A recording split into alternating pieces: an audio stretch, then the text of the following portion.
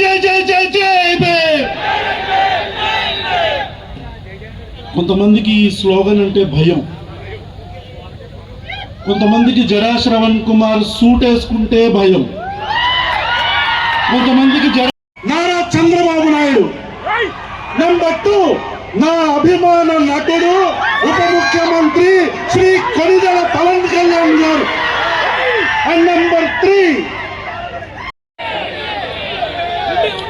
ఏంటి,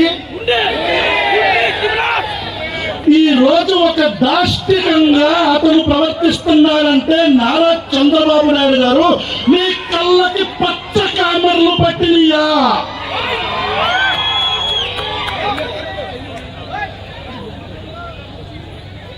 ఇక రాధా మనోహర్ దాస్, ఈడు అడుక్కోకపోతే వీడికి బతుకులేదు. ఆడు దగ్గరకు వచ్చిన అమ్మాయిల్ని గోకుతాడు, ఆడు క్రిస్టియన్ల గురించి మాట్లాడతాడు.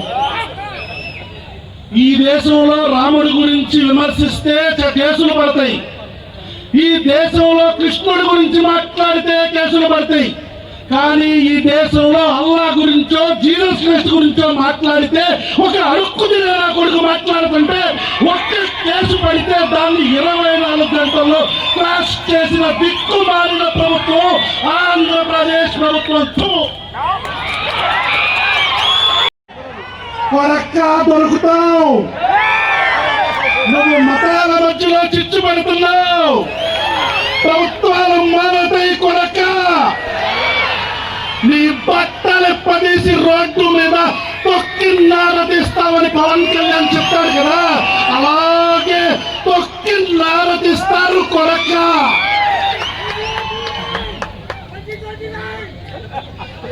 రెండు 2029 గుర్తుగా పెట్టుకోండి, 2029.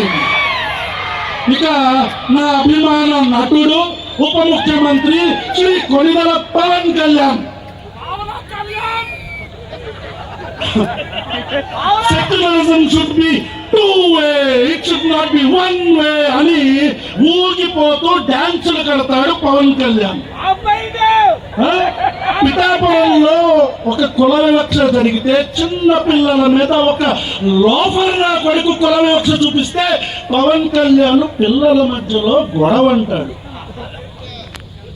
పవన్ కళ్యాణ్ నా భాషని కొద్దిగా మన్నించాలి, ఎందుకంటే ఈ భాషని నేను నేర్చుకుంది పవన్ కళ్యాణ్ దగ్గర నుంచే. చెప్పు తీసుకొని కొడతా కొరకల్లారా, మతాల మధ్యలో చిచ్చు పెడితే చెప్పు తీసుకొని అటు ఇటు తిప్పి మార్చి కొడతాం కొరకల్లారా. ఇది నేనన్నా పవన్ కళ్యాణ్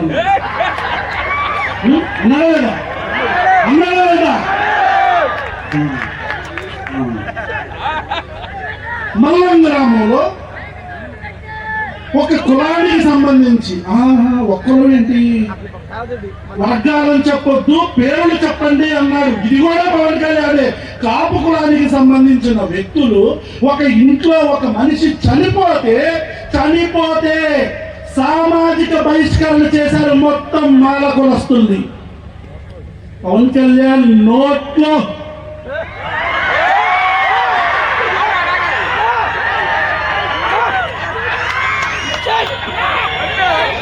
పవన్ కళ్యాణ్ గారు మీరు ఎక్కడున్నారు సార్? కనబడట్లేదే, వినపడట్లేదే.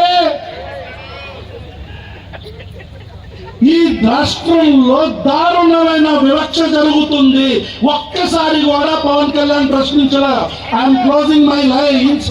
ఈ కూటమి ప్రభుత్వానికి, కొణిదెల పవన్ కళ్యాణ్ గారికి ఒక్కటే చెప్తున్నా, ఈ రోజు పిఠాపురంలో పిల్లల మీద జరిగిన కుల వివక్షతోనే మీ పతనం మొదలయ్యింది. స్కూల్కి వెళ్ళి చదువుకోవడానికి వెళ్ళిన పిల్లల మీద కుల వివక్ష చూపించిన ఈ దిక్కుమాలిన ప్రభుత్వం గొప్ప కూలుతుంది.